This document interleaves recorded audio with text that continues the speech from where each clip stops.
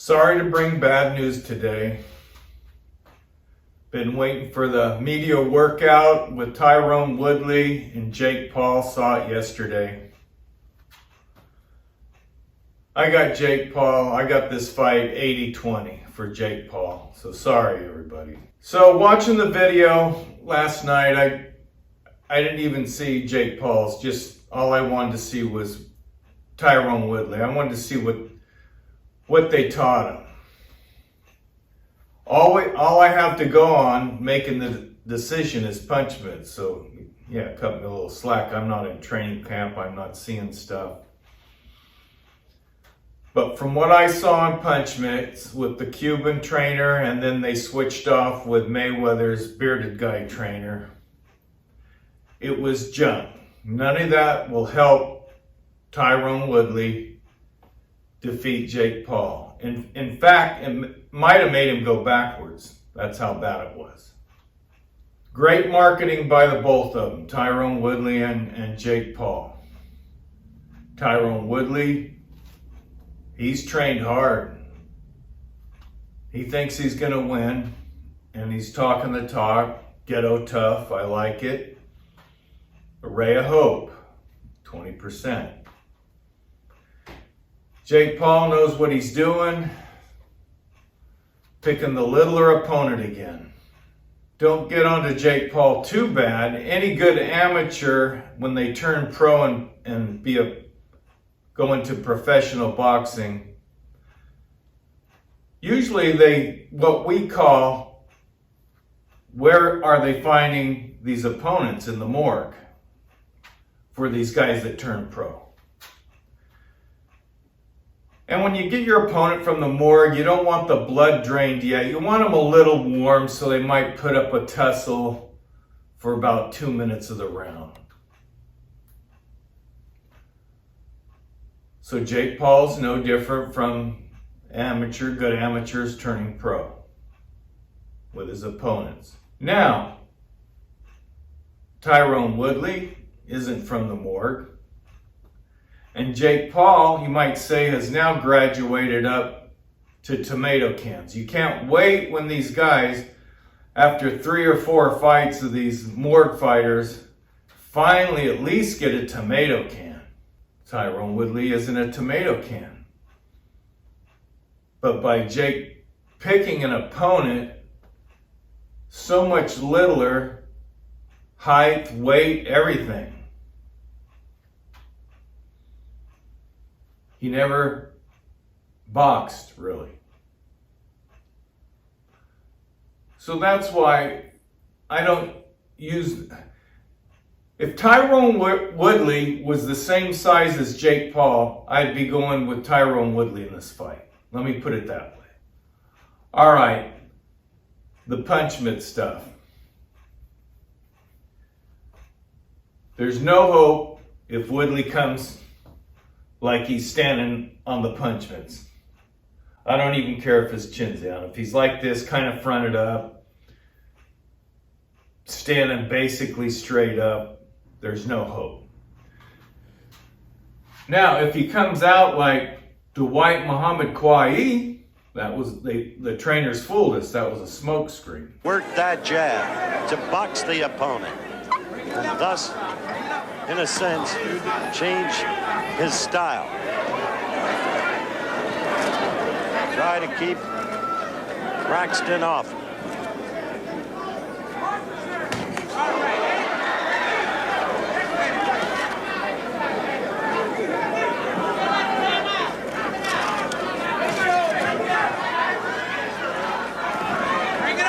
Bring it up.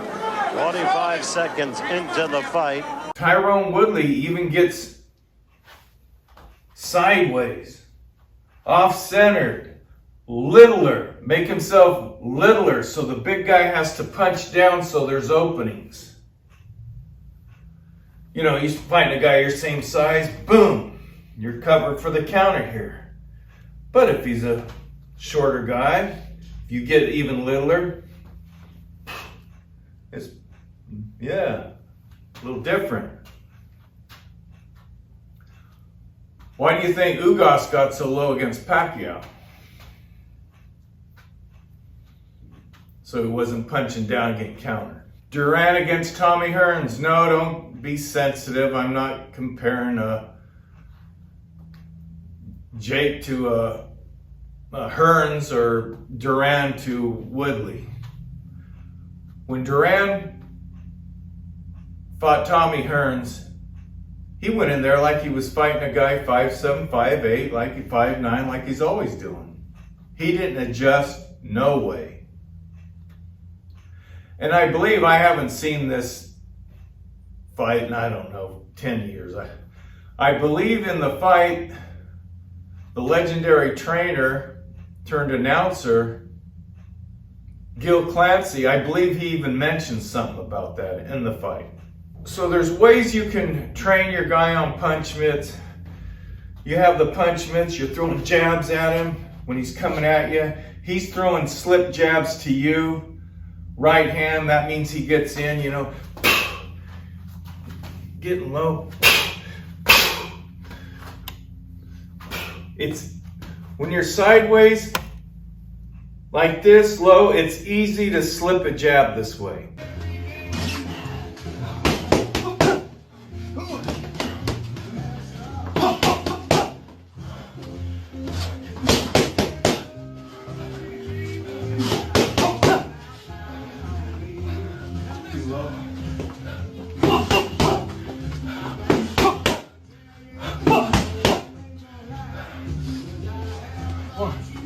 Tyron Woodley's up, it's harder.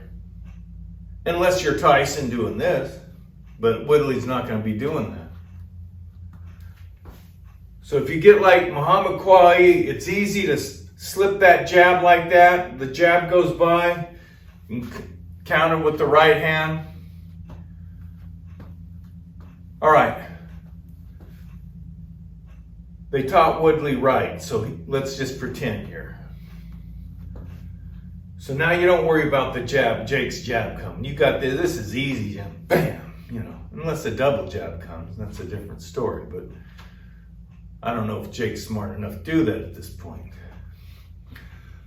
So the jab's no problem, bam, you just go like that. So then your concentration doesn't have to be on that left hand so much. You can, you know, peripheral vision, you can wait for the right hand. You know, catch the right hand.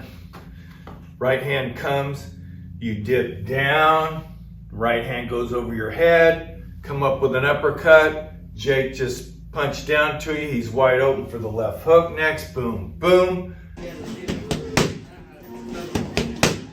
You need to get close to Jake Paul. Jake Paul set that up himself. You didn't even have to set it up. He threw a right hand. You went under it, came up with an uppercut, you can start working now, you're close to it. If Tyron Woodley would have called Dwight Muhammad Kwai up, said, will you train me for this fight? If they had about 3 months, I give this fight a 50-50 fight. Now, there's a ray of sunshine here, where there wasn't in any last fights. I think I'm gonna purchase it. That's how good Jake Paul did this. He's giving you a little, it's like a mirage. You haven't had water for 6 days. You're out in the desert and you see that mirage and you hurry up to it. Nothing but dry sand. You get your ass knocked out. So no, this isn't like that last fight, that curly-haired Mac Davis looking guy. That was from the morgue. We got a little ray of hope. We got Ghetto Tough. We're going to see if Ghetto Tough can overcome better skill from the other fighter. We're going to see if those trainers are putting us on with that junk, that punch mitt junk I saw yesterday that I have to go by. Hopefully they got something up their sleeve. All right, that's about all I got. Thanks for watching.